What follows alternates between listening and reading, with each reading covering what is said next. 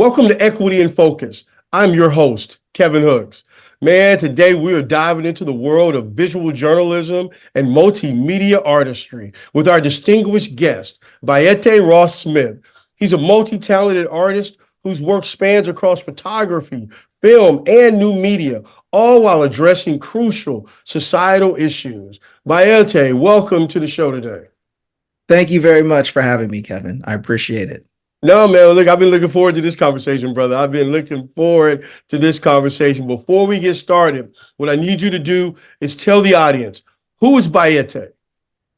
All right. I'm a multimedia, multidisciplinary artist who works with photography, film and video, installation, 3D objects, and I do some work in new media, which in a lot of cases is extended reality, which consists of virtual reality, augmented reality, and immersive media.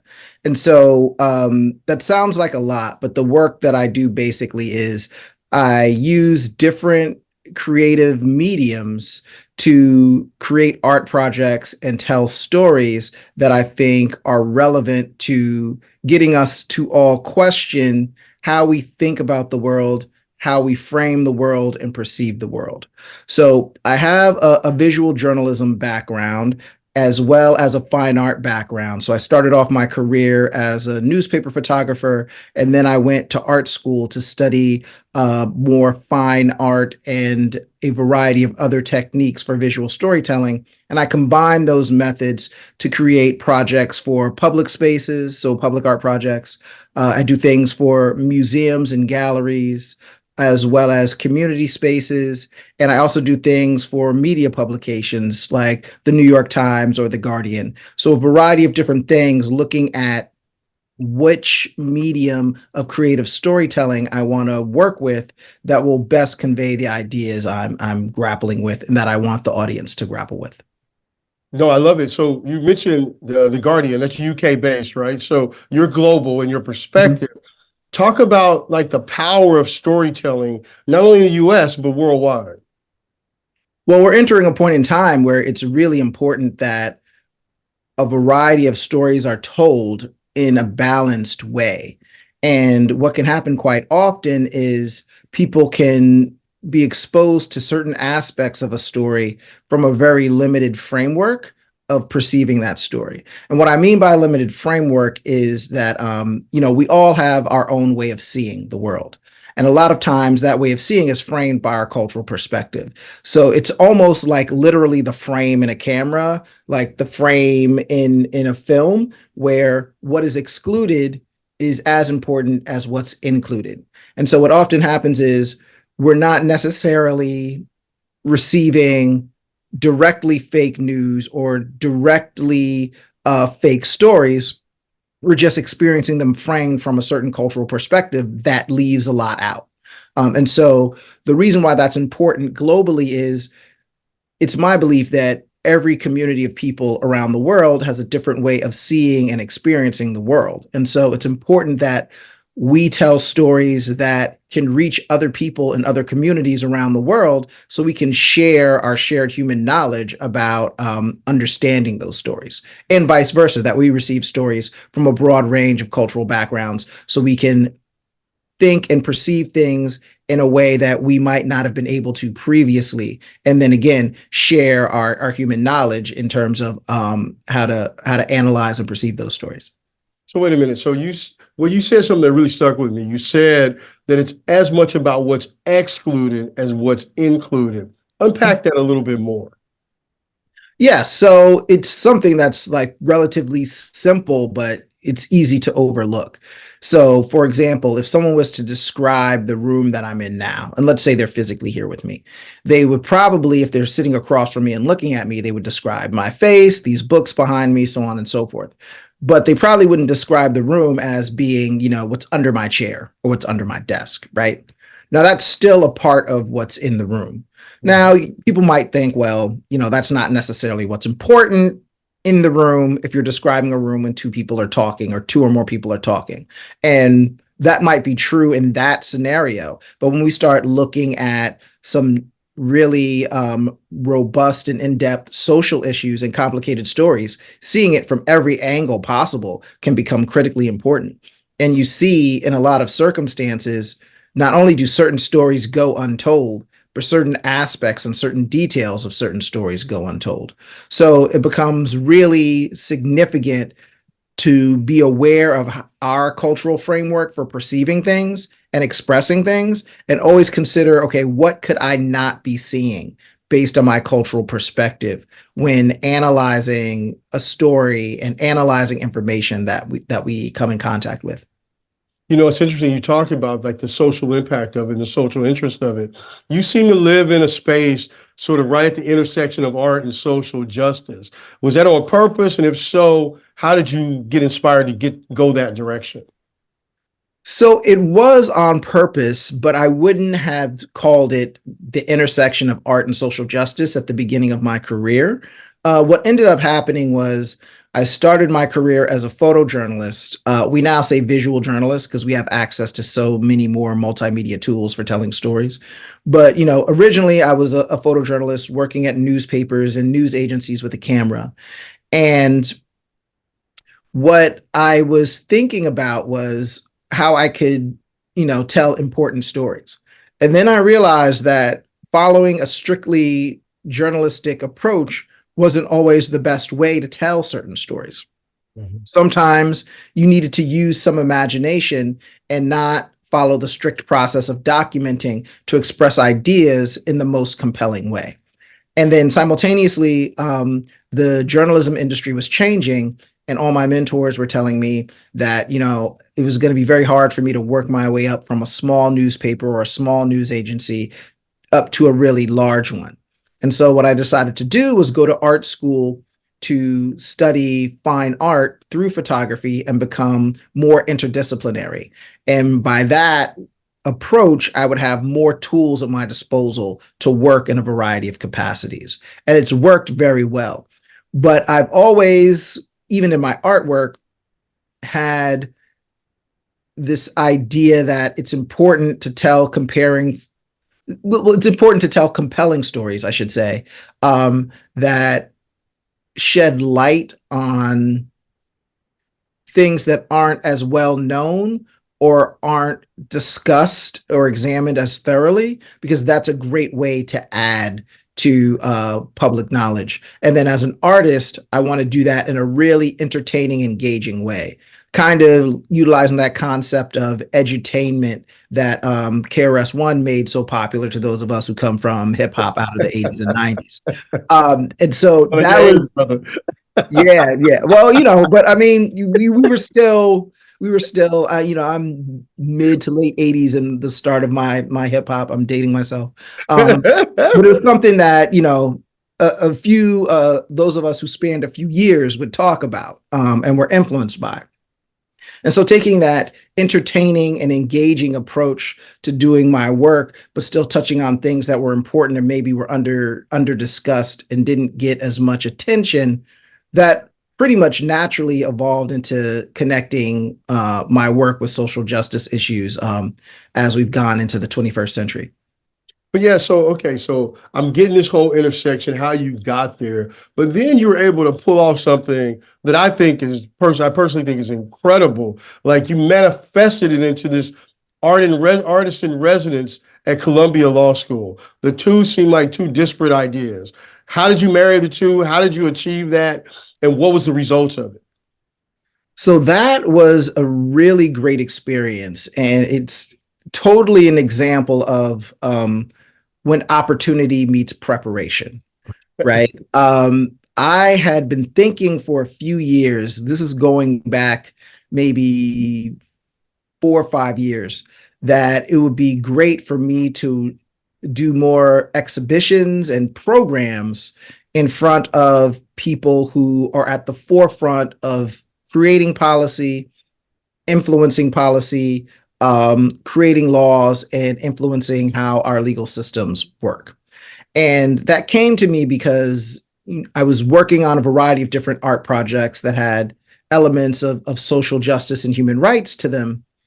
And I was thinking, we do these art events and we publish these journalistic stories, but a lot of times they end up, being received and engaging with communities of people that aren't necessarily people who are unaware of this stuff, or who need to question their pre-existing beliefs about certain topics and the way they see the world. And I thought, it would be really, really ideal to create a scenario where people who are undergoing their legal training would be forced to question their pre-existing beliefs and their cultural framework for interpreting the law and perceiving the law. So I thought, well, what are some of the best places to work in that regard? And I thought of law schools, and then I thought of law firms. And so my goal was to work with the top tier law school because I felt like that sets a precedent for all the other law schools to potentially follow. And so I had spent a bunch of time actually crafting a program based on several bodies of work that I'd created that would be ideal for installing in the spaces at a law school, and then creating programming to go with it. And so several years ago, this must have been in early 2021, I heard that Columbia Law School was looking for artists in residence. And I thought, okay, well, this is perfect. This is a perfect opportunity because I've been reaching out to law schools and gotten a little bit of traction, but nothing was really moving forward quickly. So I submitted my proposals and my portfolio of work and wrote about what I would do. And I was selected out of, I don't know, maybe 500, 700 applicants to be the inaugural artist in residence at Columbia Law School. And I should also add that, I crafted this idea and incubated this idea in a fellowship program called the Presidential Leadership Scholars that is operated by several presidential foundations, the LBJ Foundation, H.W. Bush Foundation, George W. Bush Foundation, and the Clinton Foundation. So I'd had the opportunity to work and craft that with a lot of different really great minds from different sectors. So not just working with artists and journalists. And then I actually, through one of my colleagues in the Presidential Leadership Scholars Program, I taught for a year, I taught a class in cultural competency at the St. Thomas University Law School's Intercultural Human Rights Program. So I'd done a lot of training and prep to get to the point where I would be in a position to be the inaugural artist in residence at Columbia Law School and utilize that position in a very effective way. And I think we made a lot of really great impact. Yeah, no, that's fantastic. And since you brought it up, full transparency to my audience, the Presidential Leadership Scholars Program is an incredible program. We lovingly refer to it as PLS. Tell us a little bit more about it. And for the record, I was also a graduate of the program, so I love it. But I'll let you talk about like the importance of the program, how cool it was. And, and if people are interested, they can always look up Presidential Leadership Scholars, and they take applicants every year. But talk about the program. Yeah, so you were either in the first class or the second class. You're a few classes ahead of me. Numero uno. Yeah. So you're one of the originators. Yeah. Yeah, I was in it must have been like maybe the third or the fourth class, maybe fourth. Yeah. But the Presidential Leadership Scholars Program is actually a very, very smart idea that was conceived by President Bush and President Clinton. And they developed a friendship after being in the presidency. And I guess to some extent, they were political rivals to some extent, during their political careers. But obviously, Democrat, Republican, but they developed a good friendship afterwards. And they started thinking about how we could use our collective knowledge, across the proverbial aisle to solve some of society's most pressing challenges. And so what the program does is it brings together industry professionals who have a high range of expertise in their field across the political spectrum. So from pretty conservative to pretty liberal and progressive. and it's operated by four different presidential foundations. So there's four presidential foundations, two are Democratic, two are Republican. And you travel to the presidential libraries in those cities. You travel to Washington, D.C. as a cohort, and you learn lessons based on presidential leadership that connect to each presidential administration. You know, I found personally, I found the lessons of the LBJ administration really profound. That was part of the reason why I was convinced to do the program, because a lot of people don't actively think about how much was accomplished in the Great Society. That was LBJ's initiative, and how much of the way we think about the federal government in this day and age and its social responsibilities are based on things that came out of the LBJ administration. But it's also a great example of the nuance and dichotomy almost of leadership on that level, where there's all these triumphs on the domestic front, dealing with civil rights, human rights, a variety of different issues across the board. It's like too many. It's like literally too many to name all the things that they got passed during that 6 years.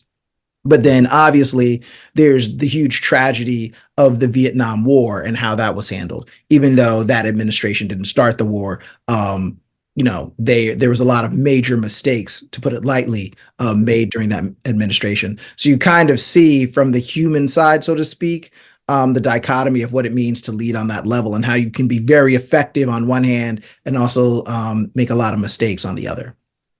Yeah, no, I think the program's fantastic. So this is my little opportunity to give a commercial for the Presidential Leadership Scholars Program. And I too, like you, really found LBJ's section really profound and, and enjoyable. But before, I don't want to veer too far from the topic at hand, commercial had. Before we run out of time, talk about your project, The Question Bridge Black Males, that was screened at the Sundance Film Festival. Let's talk about like that, the idea behind it and the beauty of it. Yeah, so that was a project that, in my opinion, was very ahead of its time. We screened it at the 2012 Sundance Film Festival, and it was also a traveling installation that was installed and presented in public spaces, as well as in museums and galleries. Museums, kind of like the Brooklyn Museum or the Missouri History Museum, museums that had a very substantial public engagement emphasis. And, 7-10 years ago, that wasn't something that was at the forefront of as many institutions' priorities as it is now. But what Question Bridge was it was a collaborative project. So me and my artistic collaborators traveled around the country for several years, and we filmed people who identified themselves as Black and male posing questions to other people who were Black males who they felt different or estranged from. And, this is before a lot of these podcasts where people are sitting around talking. This was at a time when, depending on depending on where you fit into a community, socioeconomically, education wise, and so forth, you might not have direct contact with people who are very different from yourself, but still fit into like the same demographic checkbox. So the concept of Question Bridge was, deceptively simple. What we did was we got these Black men on camera, Black males. Our youngest participant was 8, our oldest was 80 at the time. Most of them were just regular people, in terms of there weren't that many celebrities involved in it. But we had a few notable Black men, like Andrew Young was in it, Killer Mike was in it, a few others. But we would get them on camera and we tell them, we know you have a question for another Black man that you feel different or estranged from. Look into the camera as if you're asking that question, and as if you're talking to them. Sorry. So look into the cameras if you're talking to them and ask the question. Once they did that, we then showed the questions to men we felt could answer the questions and recorded their answers as if they were talking to the original man who asked it. And the idea was, again, to bridge the various gaps and divides within the Black male community due to geography, economics, education, so on and so forth. And so we took these videos and wove them together into a 5-channel video installation. We premiered it in the New Frontier program at Sundance in 2012. It could also be screened kind of as a traditional film in movie theaters. And so what you see is these different faces of men appear. Again, it's 5 channels. So you see different faces of men appear, and then they start asking questions of each other and answering questions. So you feel like you're a witness to a conversation you wouldn't normally be able to witness without the use of technology. And it traveled to like 30 different cities in the United States. We even screened it over at the Sheffield Doc Fest in England, at the LA Film Festival. So, you know, it was a really significant project because it really did capture Black male consciousness at a certain moment in time. It's in the project is in the collections at the African American Museum at the Smithsonian, the Brooklyn Museum, the Schomburg Center for Research in Black Culture, the Oakland Museum of California, and a couple of others. And, you know, I think it really was an interesting initial step into multi-platform storytelling, which is something that is being included more in art and media now. But at the time, not many people were doing, if any. So with the project, we created the film version that could be screened, and we created the installation version. So with the installation, we had 5 monitors embedded in these pillars, and it was designed to feel almost life-size. So when you looked at each of the screens, it was like looking into someone's face. And again, faces would appear and disappear and start talking to one another. We also created a high school curriculum that was aligned with core standards. We created a mobile app. We created an interactive website, and on both the mobile app and the interactive website, we set it up so that additional people could log in and record and contribute additional questions and additional answers to what we had already created for the project. We did something else too. We had some public community events. There's one other thing I think I'm forgetting. Wait, hold on. Oh, we made a book out of it. So it had all these different forms in order to engage with different audiences. So it was a really great project, and I learned a lot from it as well. And I think it had some substantial impact. Yeah, you know, we're running up against time, but I really think it's important to point out, you seem to make sure that your work always is positioned to meet people where they are. So all the multiple, you know, iterations and locations and the various tools, how does that help make sure that the work sort of reaches its zenith of audience exposure? Yeah, so, you know, with my work, a lot of what I'm doing in my work is I'm creating scenarios where people are forced to question their pre-existing beliefs, but I'm not telling people what to think. And I think that's where a lot of really profound discoveries have when people have those internally and they're allowed to work through them within their own mind, as opposed to being told what they have to think about a given topic.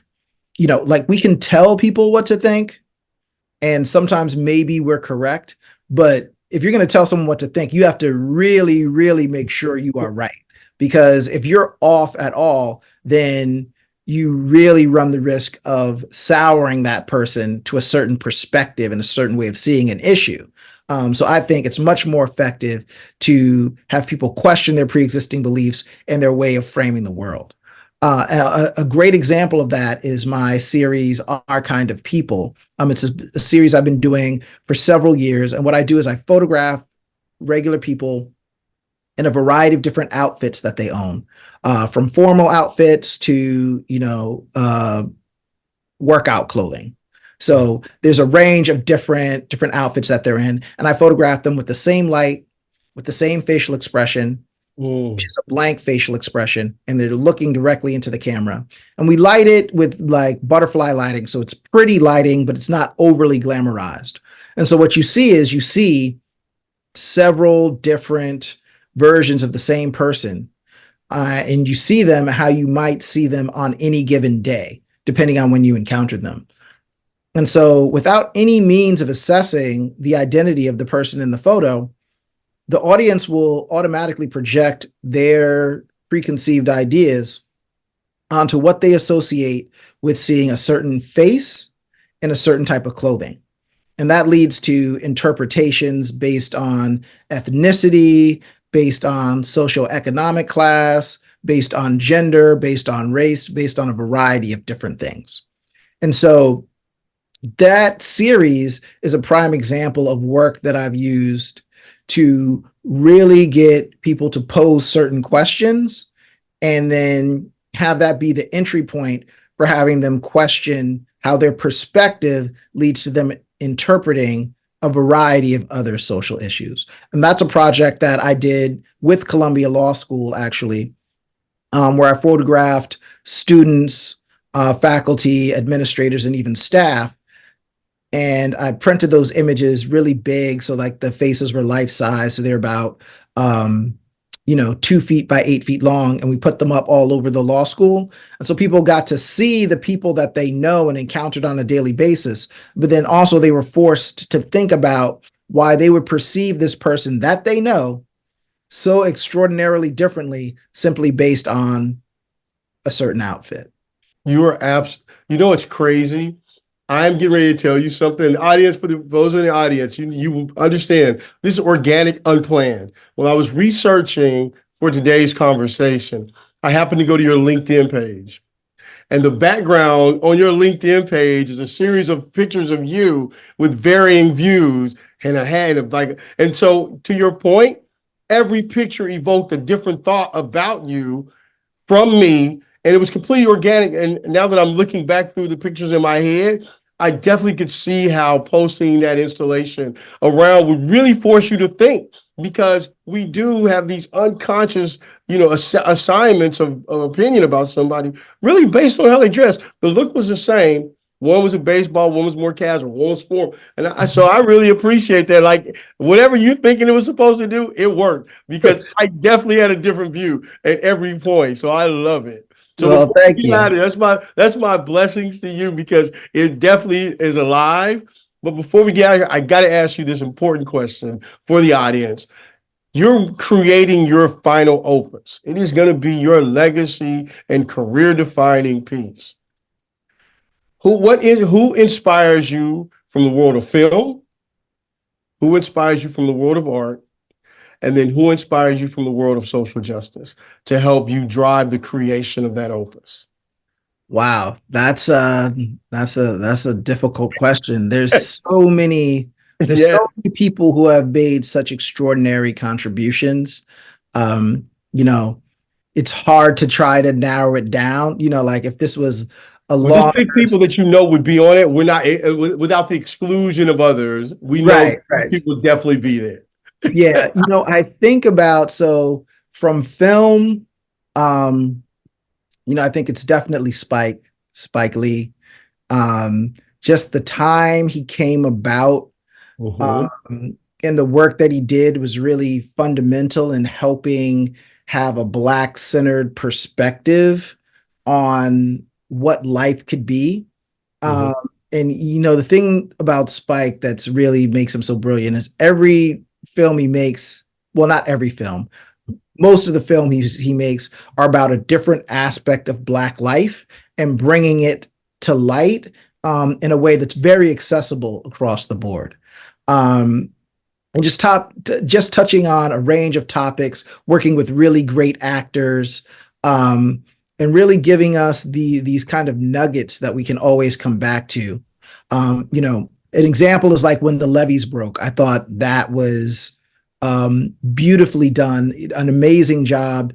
And also based on something I said earlier, it's a prime example of delving into nonfiction work where you're telling a story about what actually happened, but you're not necessarily applying traditional journalism techniques to that. There's segments in that that are very artistic and imaginative, and it helps bring the story forward.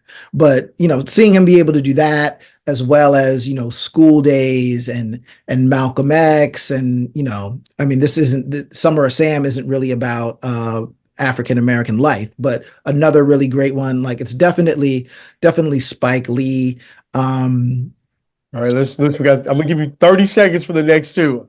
Okay. Who about art? In the world of fine art, I'm very influenced by Kerry James Marshall. Really love his approach to painting.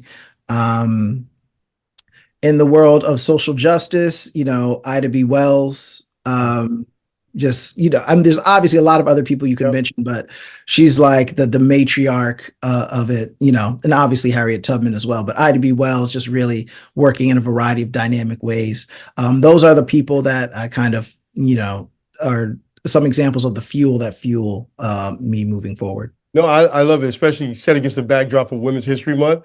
That's perfect. I personally, unsolicited, would be like, I'm a fan of Fannie Lou. So there we down the list of on and on of the social justice warriors. That being said, where can we find you? We want to keep track of the work that you're doing. Where can the audience find you? Give them your social handles, etc.